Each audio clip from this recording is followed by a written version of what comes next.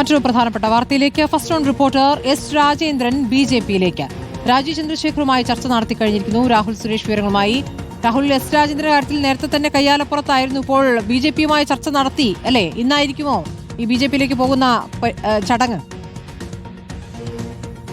സ്മൃതി, അതിനുവേണ്ടി ഒരു മാസം കാത്തിരിക്കേണ്ടി വരും എന്നുള്ളതാണ് എസ് രാജേന്ദ്രൻ തന്നെ വ്യക്തമാക്കുകയും ചെയ്തത്. അല്പസമയം മുമ്പ് നമ്മൾ എസ് രാജേന്ദ്രനുമായി സംസാരിക്കുകയും ചെയ്തിരുന്നു. ഈ ബി.ജെ.പിയുടെ നേതാക്കളുമായി സംസാരിച്ചിട്ടുണ്ട്. രാജീവ് ചന്ദ്രശേഖറും ഉൾപ്പെടെയുള്ള നേതാക്കളുമായി സംസാരിച്ചിട്ടുണ്ട്. അതിൽ ചില തീരുമാനങ്ങളാണ് ഇനി എടുക്കേണ്ടത്. അന്തിമ തീരുമാനങ്ങൾ, മെമ്പർഷിപ്പ് ഉൾപ്പെടെയുള്ള ഔദ്യോഗികമായിട്ടുള്ള ചില തീരുമാനങ്ങളാണ് എടുക്കേണ്ടത്. അതിനുശേഷം ഔദ്യോഗികമായി തന്നെ പാർട്ടിയിൽ മെമ്പർഷിപ്പ് എടുത്തുകൊണ്ട് ബി.ജെ.പിക്കൊപ്പം ചേരും എന്നുള്ളത് തന്നെയാണ് അദ്ദേഹം വ്യക്തമാക്കുകയും ചെയ്യുന്നത്. എന്നാൽ വ്യക്തിപരമായ താല്പര്യങ്ങൾക്ക് വേണ്ടിയിട്ടല്ല താൻ ബി.ജെ.പിയിലേക്ക് പോകുന്നത്, മറിച്ച് ജില്ലയുടെ പൊതുവായിട്ടുള്ള ആവശ്യങ്ങൾക്ക് വേണ്ടിയിട്ടാണ് ഇത്തരത്തിൽ ഒരു തീരുമാനം എടുത്തിരിക്കുന്നത് എന്നതാണ് എസ് രാജേന്ദ്രൻ തന്നെ വ്യക്തമാക്കുകയും ചെയ്യുന്നത്.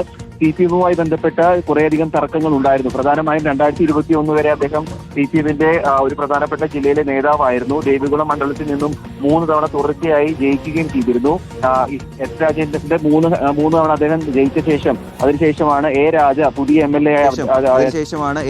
പുതിയ MLA ആയ ദേവികുളത്തേക്ക് വരുന്നത്. എ രാജയുടെ പ്രവർത്തനവുമായി ബന്ധപ്പെട്ട് എസ് രാജേന്ദ്രൻ ചില വീഴ്ചകൾ നടത്തി എന്നുള്ളതായിരുന്നു CPM-ന്റെ കണ്ടെത്തൽ. അതിന്റെ അടിസ്ഥാനത്തിലാണ് 2021 അദ്ദേഹത്തെ താൽക്കാലിക പാർട്ടിയിൽ നിന്നും സസ്പെൻഡ് ചെയ്യുന്നത്. ആ സസ്പെൻഷൻ കാലാവധി കഴിഞ്ഞ ശേഷവും പാർട്ടിയിൽ തിരിച്ചെടുക്കാത്തതിൽ എസ് രാജേന്ദ്രന് വലിയ രീതിയിലുള്ള അതൃപ്തിയും പ്രശ്നങ്ങളും ഉണ്ടായിരുന്നു. അത് പലതവണ പാർട്ടി നേതൃത്വത്തെ അറിയിക്കുകയും ചെയ്തതാണ്. പ്രാദേശികമായും ജില്ലാ നേതൃത്വവുമായി സംസാരിച്ചു. അതിനുശേഷം സംസ്ഥാന നേതൃത്വവുമായി എസ് രാജേന്ദ്രൻ സംസാരിക്കുകയും ചെയ്തിരുന്നു. എന്നാൽ ഒരു ഘട്ടത്തിലും ആരുടെ ഭാഗത്തു നിന്നും എസ് രാജേന്ദ്രനെ തിരിച്ചു പാർട്ടിയിൽ എടുക്കേണ്ട നടപടികൾ ഉണ്ടായിരുന്നില്ല. അതിന് പിന്നാലെയായിരുന്നു ബി.ജെ.പിയിലേക്ക് പോകും എന്നുള്ള കാര്യങ്ങൾ വ്യക്തമാക്കുകയും ചെയ്തത്. നേരത്തെ കുറച്ച് മാസങ്ങൾക്ക് മുമ്പ് അമിത്ഷായുമായി എസ് രാജേന്ദ്രൻ സംസാരിച്ചു, നേരിട്ട് കൂടിക്കാഴ്ച നടത്തി എന്ന കാര്യങ്ങൾ ബി.ജെ.പി നേതൃത്വം തന്നെ വ്യക്തമാക്കുകയും ചെയ്തതാണ്. അതിന് പിന്നാലെയാണ് ഇപ്പോൾ എസ് രാജേന്ദ്രൻ ബി.ജെ.പിയിലേക്ക് പോകുന്നു എന്ന കാര്യങ്ങൾ വീണ്ടും എസ് രാജേന്ദ്രൻ തന്നെ വെളിപ്പെടുത്തുകയും ചെയ്യുന്നത്.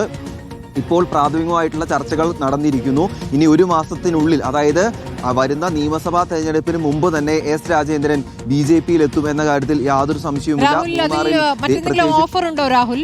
ഇപ്പോൾ പാർട്ടിയിലേക്ക് പോകുന്നു, ബി.ജെ.പിയിലേക്ക് പോകുന്നു എന്നല്ലാതെ സ്ഥാനാർത്ഥിത്വമോ അങ്ങനെ എന്തെങ്കിലും ഉറപ്പുകൾ ലഭിച്ചിട്ടുണ്ടോ? സ്മൃതി, നിലവിൽ അതിനുള്ള സാധ്യത വളരെ കുറവാണ്. എസ് രാജേന്ദ്രനുമായി സംസാരിക്കുമ്പോൾ മത്സരിക്കാൻ അദ്ദേഹത്തിന് താല്പര്യമില്ല. പകരം എസ് രാജേന്ദ്രൻ നിർദ്ദേശിക്കുന്ന ഒരാളായിരിക്കാം ദേവികുളം മണ്ഡലത്തിൽ ബി.ജെ.പി സ്ഥാനാർത്ഥിയായി വരാൻ സാധ്യത. പ്രത്യേകിച്ച് എസ് രാജേന്ദ്രൻ മത്സരിക്കുകയാണെങ്കിൽ അത് CPM-നും വലിയ രീതിയിൽ തിരിച്ചടിയാകാനുള്ള സാധ്യതയുണ്ട്. കാരണം എസ് രാജേന്ദ്രന്റെ തോട്ടം മേഖല കേന്ദ്രീകരിച്ചും പ്രത്യേകിച്ച് മൂന്നാറിലെ ജനങ്ങളുമായി ഏറെ അടുപ്പമുള്ള ഒരു വ്യക്തി കൂടിയാണ്. കഴിഞ്ഞ തദ്ദേശ തെരഞ്ഞെടുപ്പിൽ അദ്ദേഹം നിർദ്ദേശിച്ച ചില അംഗങ്ങൾ ബി.ജെ.പി സ്ഥാനാർത്ഥിയായി എന്ന കാര്യങ്ങൾ കൂടി നേരത്തെ പുറത്തു വരികയും ചെയ്തിരുന്നു.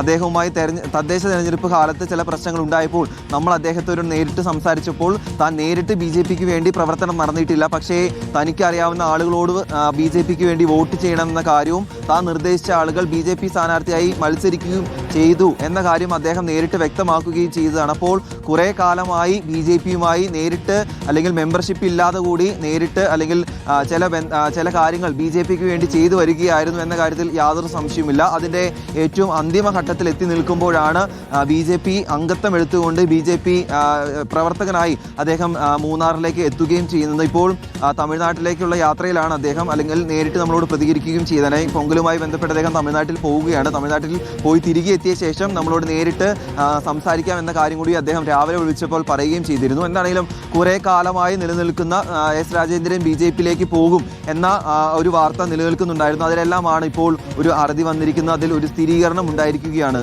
ഈ ഒരു മാസത്തിനകം തീരുമാനം എന്ന് പറഞ്ഞത് ഒരു മാസത്തിനുള്ളിലേക്ക് നീട്ടുന്നത് എന്തുകൊണ്ടായിരിക്കാം? കാരണം ഇപ്പോൾ ബി.ജെ.പിയിലേക്ക് താല്പര്യം പ്രകടിപ്പിക്കുന്നതിന് വളരെ പെട്ടെന്ന് തന്നെ അംഗത്വം നൽകുന്നതാണ് കാണുന്നത്. അപ്പോൾ എന്തെങ്കിലും ഒരു ഉപാധി വെച്ച് അതിന്മേൽ ആലോചന എടുക്കാനുള്ള സമയമാണോ?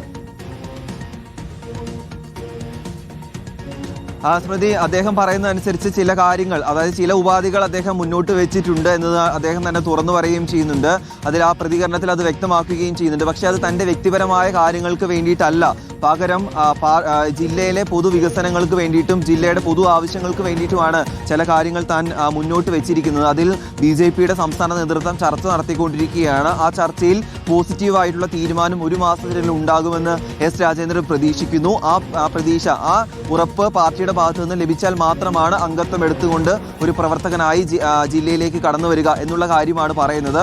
ഈ എസ് രാജേന്ദ്രൻ മുന്നോട്ട് വെച്ച കാര്യങ്ങൾക്ക് BJP നേതൃത്വം മറുപടി നൽകണം. അത് ചർച്ച ചെയ്ത് തീരുമാനിക്കുകയും വേണം. അതിനുള്ള ഒരു കാലതാമസം മാത്രമാണ് ഈ ഒരു മാസം എന്ന് ഉദ്ദേശിക്കുന്നത്. അത് ഒരുപക്ഷെ ഇന്നോ നാളെയോ അന്തിമ തീരുമാനം BJP നേതൃത്വം എസ് രാജേന്ദ്രനെ അറിയിക്കുകയാണെങ്കിൽ ഉടൻ തന്നെ തീരുമാനം എടുത്തുകൊണ്ട്, അതായത് മെമ്പർഷിപ്പ് എടുത്തുകൊണ്ട് നേരിട്ട് തന്നെ BJPയിലേക്ക് എത്തും എന്ന കാര്യം കൂടിയാണ് അദ്ദേഹം പറഞ്ഞു വെക്കുകയും ചെയ്യുന്നത്. പരമാവധി ഒരു മാസമാണ് എസ് രാജേന്ദ്രൻ പറയുന്നത്.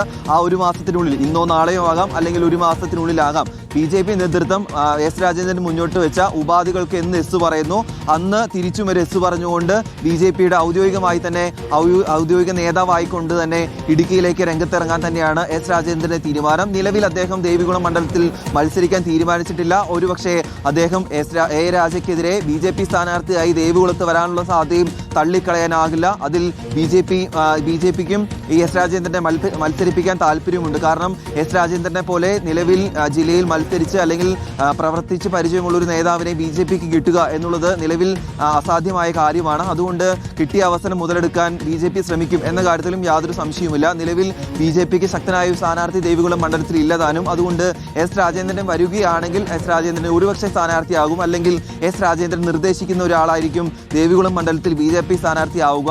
എന്നാലും CPM-നെ സംബന്ധിച്ചിടത്തോളം രണ്ടാം ഊഴത്തിന് എ രാജ ഒരുങ്ങിക്കഴിഞ്ഞു. എ രാജ അതുമായി ബന്ധപ്പെട്ട പ്രവർത്തനങ്ങളെല്ലാം തന്നെ ദേവികുളം മണ്ഡലത്തിൽ ആരംഭിക്കുകയും ചെയ്തതാണ്.